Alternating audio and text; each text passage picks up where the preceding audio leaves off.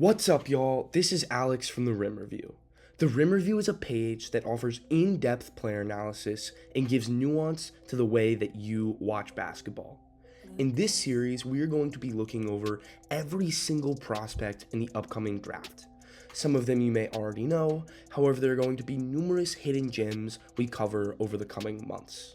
In today's episode, we're going to cover one of the most controversial prospects in the upcoming draft class, Bronny James. As pretty much all of you already know, Bronny James is a 6'4" guard who is the son of NBA legend LeBron James. Bronny James has a couple of offensive strengths to his game, and let's look at them now. Firstly, Bronny James is a high-volume three-point shooter. 54% of the shots he attempts are threes. Additionally, Bronny James is very good when it comes to coming off of dribble handoffs and making potential reads, whether it be a straight line drive or taking a jump shot. Finally, Bronny James has shown flashes of being able to make the simple reads, whether it's an isolation, pick and roll, or closeout situations. While he's not able to make high-level passes or do really the special things that you see from most prospects in this class, Bronny James' ability to make simple plays is a big reason why he has a 1.96 assist-to-turnover ratio. While Bronny James does have a few strengths, there are numerous weaknesses with his game offensively. The first of which is Bronny James' ability to score for himself in the pick and roll. Bronny James only averages .947 points per possession in the pick and roll. Additionally, Bronny James struggles with contact immensely. When he drives and has to deal with bigs or simply physical guards, Bronny James is out of control and typically has a weak finish. Next, his isolation scoring is extremely limited as he only averages .77 points per possession. Finally, despite being a shooter, Bronny James really struggles coming off screens and has a .429 points per possession. A big reason behind this is even though he shoots a lot, he's extremely inconsistent as a shooter and he only shoots 26.2% from three. If you're going to want to get on an NBA court and you are going to advertise yourself as a shooter, 26.2% from three is simply unacceptable. Now let's start off watching Bronny James in transition. In this possession, James is going to sprint ahead and use his athleticism in order to get a bucket. What I like about this play is James making a simple read and accelerating in order to score. While this is nothing special, it's nice to see James's leaping ability and his high motor on the play. In this next possession, James does a really good job running the floor and has an extremely athletic lob. While he doesn't finish with a dunk, his touch and ability to finish through contact is very promising. Once again, I like to see the high motor from Bronny on this play.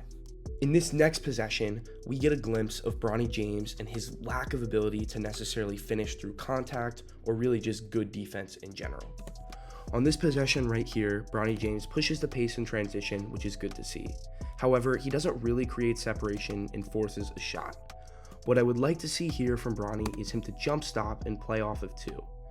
If he were able to do this defender's momentum would probably carry him further this way, whenever James could maybe stand a little inside the Pac-12 logo. James could also recognize that there are multiple people trailing, which he could potentially lead to a dump off if this man continues going to the rim, or could maybe shoot a three.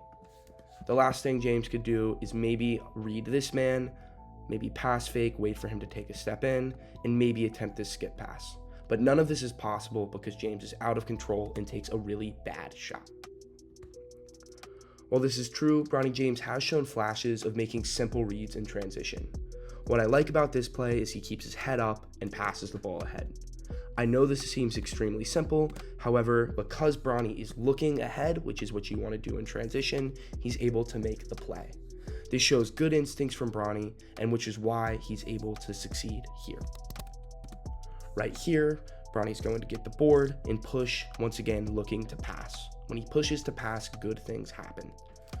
What I like that he recognizes on this play, unlike the other play, is that he understands that he's struggling to get by this man and instead looks to pass, which is good. Maybe at the next level, he could read this defender and see if this defender overcommits to him, and maybe this skip pass is also open, or maybe even hitting this roll man if this guy comes further over here. But overall, it's a simple play and I like to see it. On this final transition possession, Bronny James does a really good job sprinting to space in order to get a 3. Once again, he runs with effort, goes to an open area of the floor, and knocks it down. I like to see this from Bronny because these are the types of looks he's going to get at the next level. Now let's move on to Bronny James in the pick and roll. Right here in this possession, Bronny James is going to get the ball ready for a wing ball screen. As this screen occurs, UCLA is going to run a soft hedge, which is basically when this guy is at the level right here.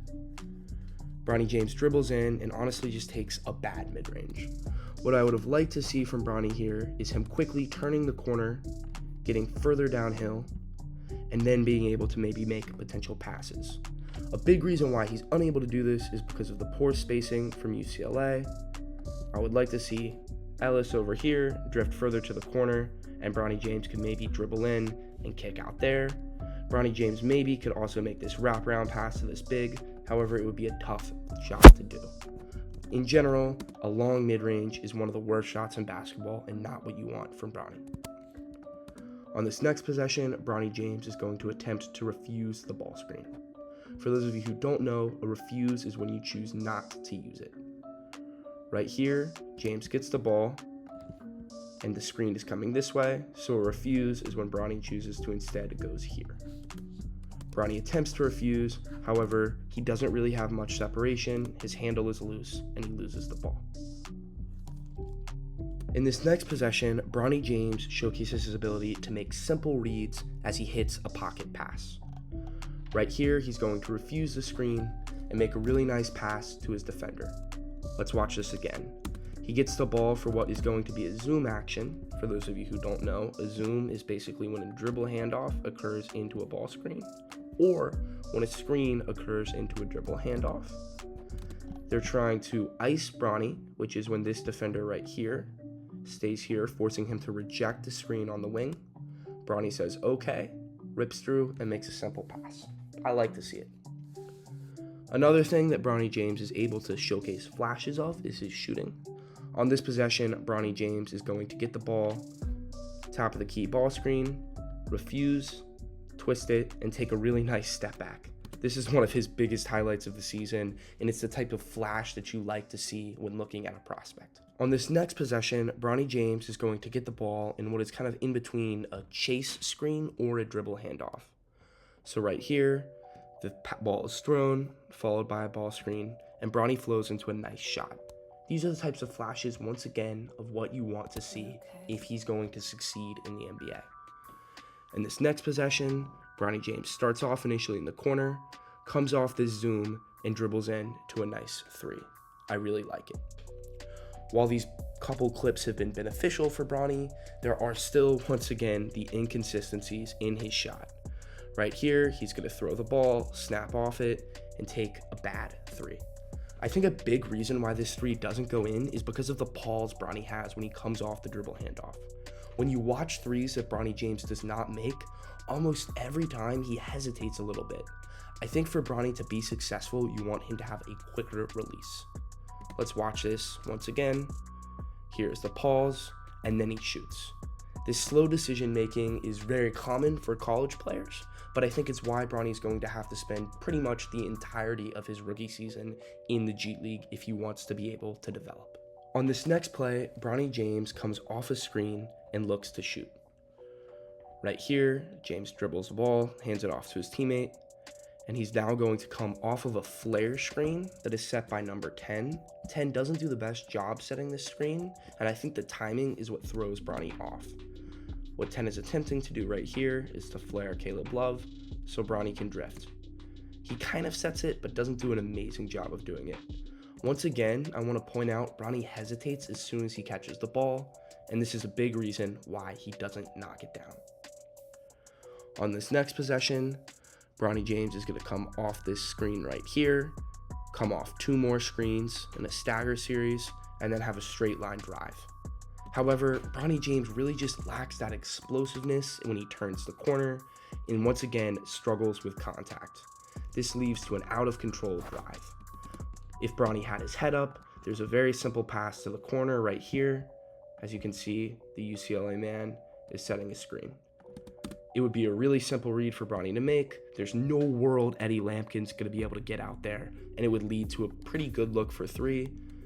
If Bronny was really, really talented as a passer, maybe this lob pass is open to 22. However, I think the kick to the corner is always the read. And if Bronny wanted to score for himself, he just needs to get his balance. However, Bronny instead takes this, which is never the right answer. When looking at Bronny in isolation, he has some flashes of being an okay scorer. However, it typically doesn't end well. In this possession, we're going to watch Bronny get the ball and dribble into a nice step back mid-range. What was nice about this is as soon as he catches it, he rips through and makes a quick decision. Right here, we're going to watch Bronny James in another isolation situation. James catches the ball in the corner and has a potential to maybe drive. However, there's really just no explosiveness and not really much of a move from Bronny. What I would like to see from Bronny here is him to catch the ball initially and just have a stampede drive. What this means is when he catches it, just immediately going this way. Another thing that Bronny could maybe do is throw the ball to this man right here and then chase him, turning into a dribble handoff where Bronny could maybe pull a 3 after making this pass. What I like about this is because the center is so low, Bronny could get into a nice 2-man game and the other 3 defenders could clear and go onto this side of the court, giving Bronny space to work and maybe have something happen. However, I don't like Bronny pausing, letting the defense get set, and really just doing nothing and then immediately complaining to the refs. Not a winning shot. Another thing with Bronny is his handle is once again not the strongest. Right here, he's bothered by the transition pressure. He gets the ball. Now they're going to flow into this isolation. And once again, he's just pretty much just lazy. Right here, he gets it. He's trying to set up the offense to run a play. However, once again, because of his inability to be comfortable with the ball, they're running their play starting at 15 seconds on the shot clock. Bronny's looking over at his coach, trying to get a decision, doesn't protect the basketball, and loses it. Not great stuff. While Bronny is not the best dribbler, his catch and shoot game is what he's trying to use as his selling point to get to the NBA. Let's watch a little bit of that. Right here on this possession, Bronny James is the inbounder. He relocates to the corner and knocks down a nice 3. What I like about this is how he has a quick release and gets it down. The confidence in his decision making is a big reason why he makes this shot. In this next possession, Bronny James is going to be the shake man in a pick and roll. What this means is he's going to be the guy that lifts when the ball screen occurs. As you see right here, the pick and roll occurs at the top of the key. Bronny James comes from this area of the court. He lifts to the wing, gets good positioning. Now he does have to take a dribble, which I don't love, but part of that is due to not the best pass. And then he takes a 3. Really good stuff from Bronny. Lucas. On the other hand, as I mentioned earlier, Bronny James's 3-point shooting is frequently plagued by slow decision making. Right here, he catches the ball and look how long he waits. I don't think that he should really shoot this initially. However, if you're going to shoot it, don't wait for the defender to get in front of you before taking it. I know that he made the 3, however, it's still not a great shot.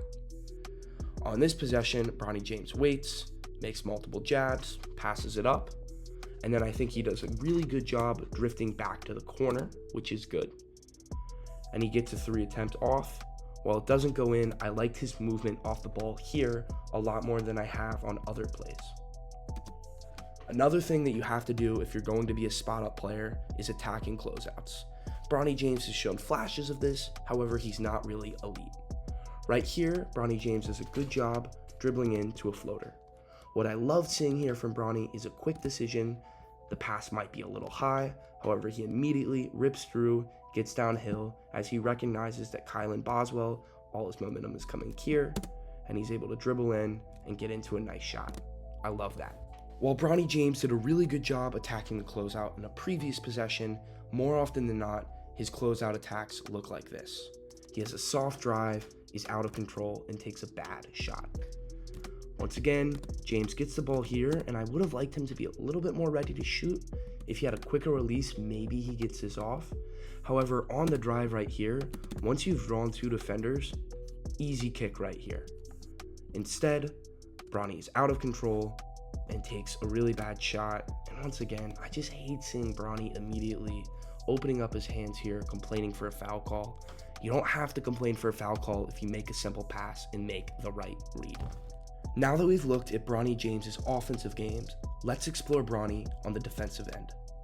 Bronny James has a few defensive strengths, and his defense is really his main selling point to NBA scouts. The first strength that Bronny has is his ability to jump passing lanes. While some may say he gambles for too many steals, Bronny James is frequently engaged, and this leads to him being able to jump passing lanes and read point guards. Additionally, really the highest selling point for Bronny James is the fact that he is a high effort defender. Even if he's clipped or out of a play, Bronny James showcases a really high motor, and this is the type of things that you love to see from scouts.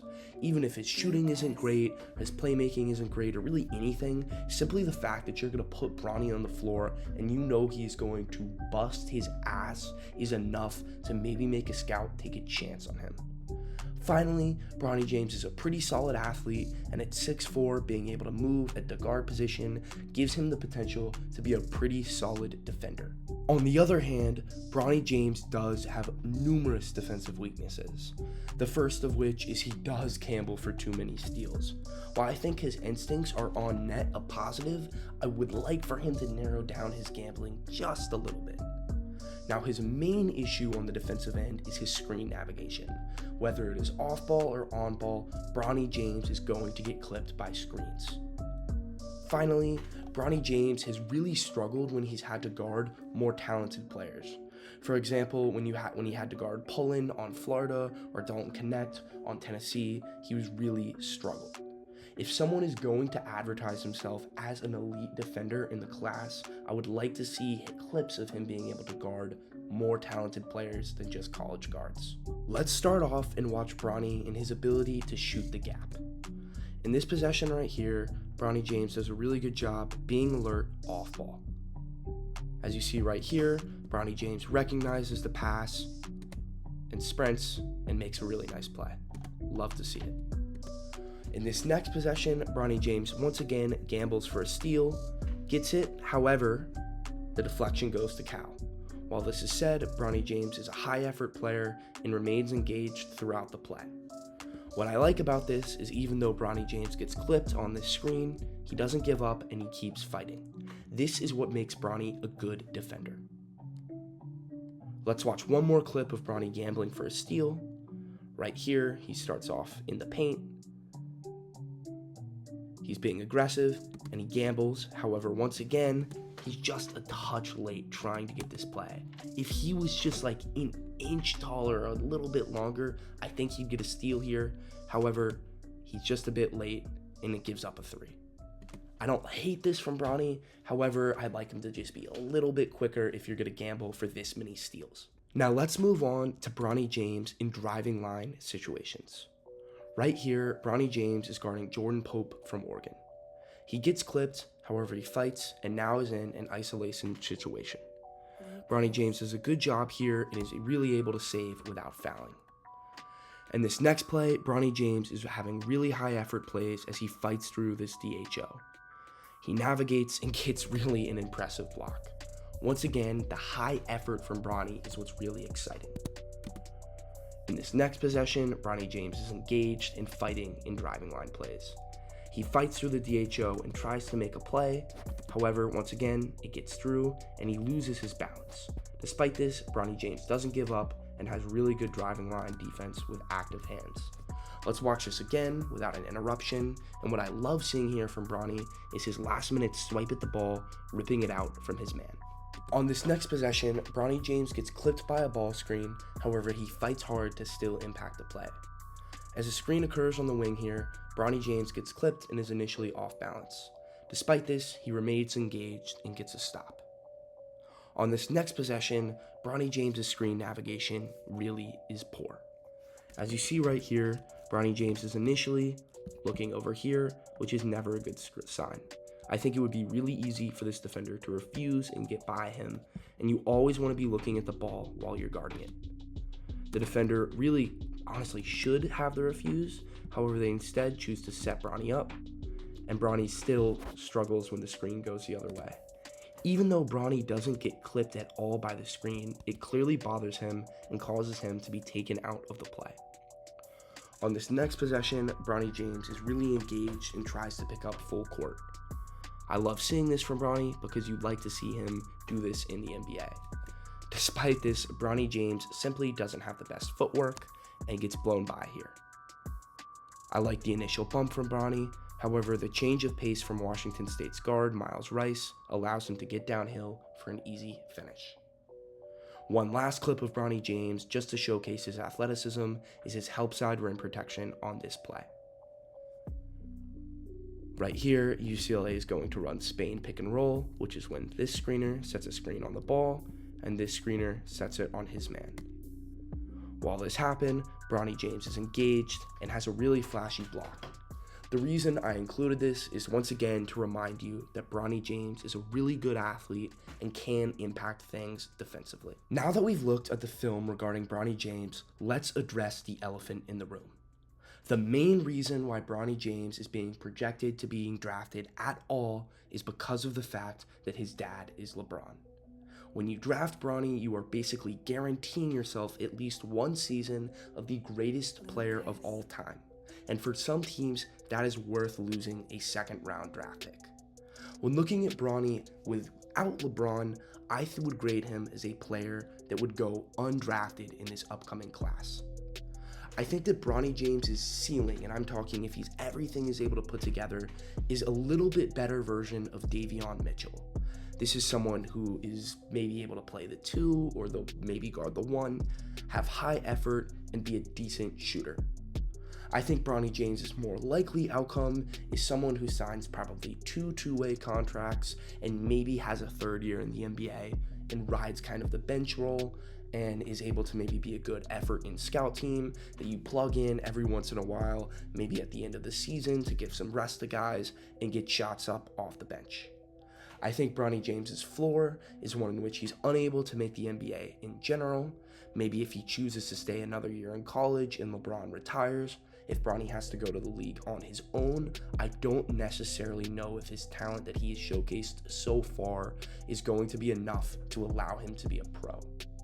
I think in order for Bronny James to succeed in the NBA, he's going to first have to get his jump shot up to a level that it was in high school. Once again, 26.7% is simply unacceptable from 3. If Bronny James can make himself an upper 30s%, like 38 3-point percentage, I would really like to see that, and I think he could maybe be more successful. Additionally, I would like to see Bronny succeed in guarding more talented guards. I think a year in the G League for Bronny could be really beneficial as he can get more professional level contact and he's going to be able to develop that strength. Finally, if Bronny wants to be someone that consistently is part of an NBA rotation, even if it's in the back end as like a 10th man, he's going to have to learn how to finish through contact and make more advanced reads. While all of this is said, I want to applaud Bronny for every way that he's been able to manage everything that's came at him. He's had to deal with an immense amount of pressure, and don't forget that just a year ago, he had to overcome a literal heart attack at practice. I think this is really impressive, and I would not be shocked if Bronny's able to put it all together and maybe hit his top end outcome of being kind of a little worse, maybe a little better than Davion Mitchell. That being said, that's my take, and I really appreciate you taking time to watch my video today. Thank you.